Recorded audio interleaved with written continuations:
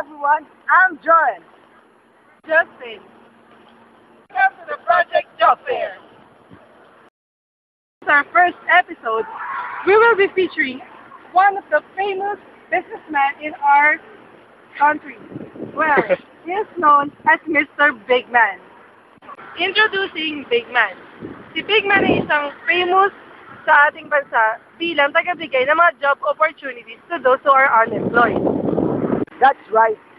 In fact, nagbibigay siya ngayon ng mga jobs sa mga unemployed, fresh graduates, and even to those who are retired.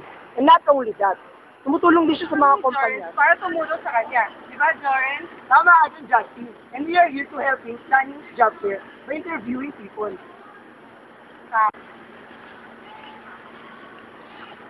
Kuya! Hey, Sam! Pwede po ba kayo ma-interview? Sige. Okay.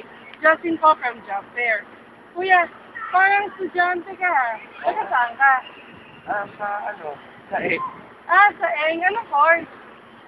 Computer Science. Computer Science. Parang matanda na po kayo. Graduating na po kayo. So bilang isang computer science graduate, ano po plan nyo maging trabaho after taking up your course? Gusto ko siyempre maging specialist doon. I think parang computer specialist talaga. So may certain company po ka nung ito? Sa ngayon, siguro target ko na lang sa Accenture ako.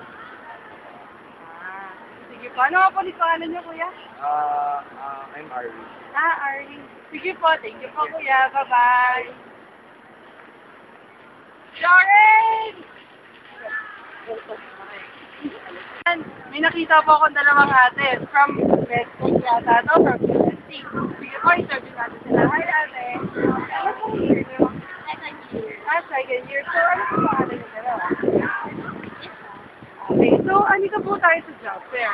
Kasi po, si Mr. Bigman, magkakasap po na isang job fair. As student, ano po ba yung mga job opportunities na hinahanap niyo? First time, pag ka lang mag-work sa Netflix, and then, So most likely, okay lang po ba kung kunwari sa mga mercury drugs? no. Hindi. Ikaw ate, ano pong plan nyo? Same with her. So, kasi medtech yan eh. Eh si Mr. B.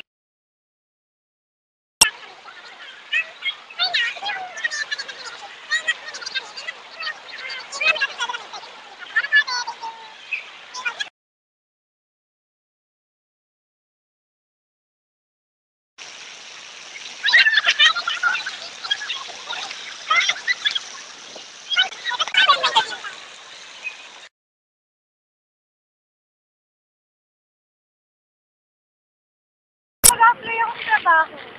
Ay, anong year mo na ba ngayon dito sa UST? 8th year, pero na-stuck ako ng 3rd year eh. Ano naman? Gusto ko si mag-Japan. Ano ba? Sample nga! Sample? Ano pa? Tamang-tama, may nakita po ako dito, si Kuya. Kuya, ano pong pag-service na rin? Okay, ano pong pangalan niyo? Albert po. May trabaho po ba kayo ka? Ano po ginagawa niyo sa US? Wow, hindi naman po. Kuya, kung kayo bibigyan ng isang trabaho, ano pong klaseng trabaho gusto po? Gusto ko, hindi na wala ko na trabaho.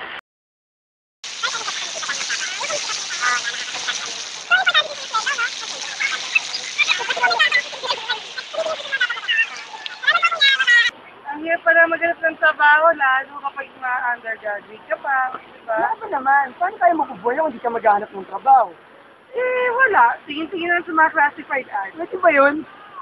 Well, basta ako, masasabi ko, tapusin na natin itong show na to. Diba? So, dyan po nagtatapos ang Project Job Fair. After kong mag-gathering ng information through interview, I will be dealing with companies who are in need of employees. So, abangan ko kayo, ha?